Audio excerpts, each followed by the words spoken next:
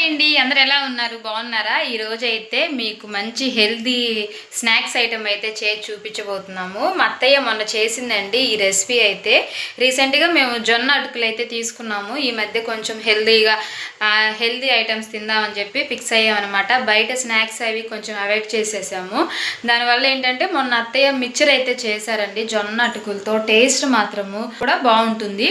ఈ రెసిపీ మా అత్తయ్య ఎలా చేస్తుంది ఏంటి అనేది పూర్తి వీడియో మీకు చూపిస్తాను. ఇక్కడైతే బాండ్లీ అయితే పెట్టేసుకొని కొంచెం ఆయిల్ అయితే వేసుకోవాలి. ఏంటంటే ఇక్కడ మనం డీప్ ఫ్రై అయితే చేయట్లేదండి, కొంచెం ఆయిల్తో హెల్దీగా స్నాక్స్ చేసుకుంటున్నాం కాబట్టి కొంచెం ఆయిలే పడుతుంది.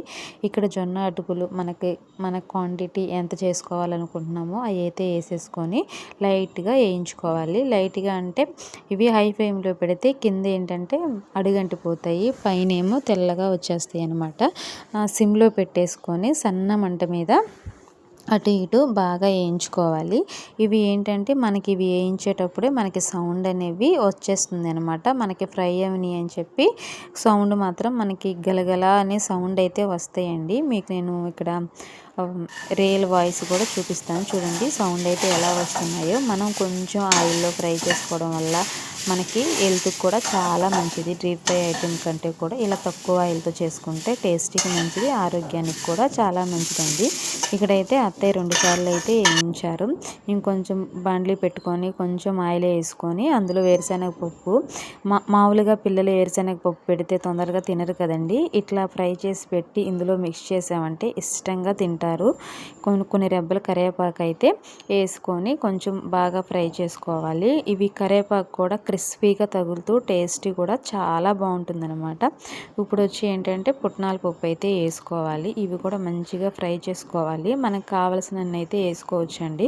మెజర్మెంట్స్ అనేవి ఏమీ లేదు, ఎందుకంటే మనం పప్పులు ఎక్కువ తింటాము అనుకుంటే పప్పులు ఎక్కువ వేసుకుంటే పిల్లలు కూడా ఇష్టంగా తింటారు. ఇవైతే కొంచెం ఫ్రై అయిన తర్వాత ఇందులోనే తగినంత సాల్ట్ అయితే వేసుకోవాలి. మన పిల్లలు తినే దాన్ని బట్టి కారం కూడా తగినంత వేసుకోవాలి. ఇవి వేసుకున్న తర్వాత అటు ఇటు బాగా మిక్స్ చేసేసుకోవాలి. ఇలా మిక్స్ అయితే ఏంటంటే సాల్ట్ పప్పులన్నిటికీ బాగా పడుతుందండి.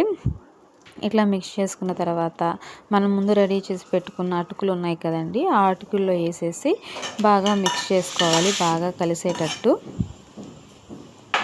చూసారా అసలు కలర్ఫుల్గా ఉంది కదండి. మీరు ఎక్కడన్నా మామూలుగా మీరు అనుకోవచ్చు ఏంటి తెల్లగా ఉన్నాయని, ఇవి జొన్న అటుకులండి, తెల్లగానే ఉంటాయి. మనం ఎంత ఫ్రై చేసినా కానీ క్రిస్పీగా ఉంటాయి, కానీ కలర్ మాత్రం చేంజ్ అవ్వవు అనమాట.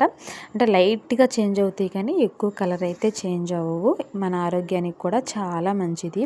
ఇవి జొన్న అటుకుల్ని వేడివేడి పాలలో కానీ నానపెట్టుకొని పంచదార లేదా బెల్లం వేసుకొని అయినా తినొచ్చు. చాలా హెల్దీ అనమాట. చూసారా, ఈ విధంగా అయితే స్టోర్ చేసి పెట్టుకుంటే మనకి 1 మంత్ వరకు నిలవైతే ఉంటాయండి. టేస్ట్ కూడా చాలా బాగుంటాయి. ఇంట్లో ఇట్లా చేసి పెట్టుకుంటే బయట వర్షం పడినప్పుడు ఈవినింగ్ టైం స్నాక్స్ టైం ఎప్పుడైనా సరే పిల్లలు అడగంగానే స్కూల్ నుంచి రాగానే అయితే పెట్టుకోవచ్చు, ఇష్టంగా తింటారండి. టేస్ట్ చూసి ఎలా ఉందో నేనైతే చెప్తాను. ఇప్పుడైతే మా అత్తయ్య చేసిన స్నాక్స్ అయితే టేస్ట్ చేద్దాము.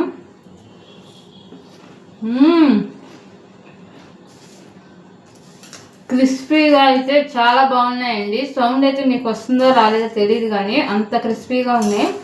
ఒక్కసారి పిల్లలకి ఇలా చేసి పెట్టండి. స్కూల్ నుంచి రాగానే ఏమీ పెట్టకుండా ఇవి 1 కప్పు పెట్టేయండి, చక్కగా తినేస్తారు. వేసుకోండి, టేస్టీగా ఈజీగా హెల్దీగా అయితే పిల్లలకైతే పెట్టండి. చక్కగా రాగానే పెట్టేస్తే హ్యాపీగా తినేస్తారు. నాకైతే చాలా బాగా నచ్చాయి. సౌండ్ చూసారండి, సౌండ్ అయితే బాగా వస్తున్నాయి. చూడండి, టేస్ట్ అయితే చాలా బాగున్నాయి. వీడియో నచ్చితే లైక్ చేయండి, షేర్ చేయండి. మా బేబీ వ్లాగ్స్ని సబ్స్క్రైబ్ చేసుకొని సపోర్ట్ చేయండి. మీకు ఇలాంటి మంచి మంచి రెసిపీస్, హెల్దీ రెసిపీస్ అయితే మేమైతే పెట్టడానికి అయితే ట్రై చేస్తాం. Thank you for watching friends. Bye.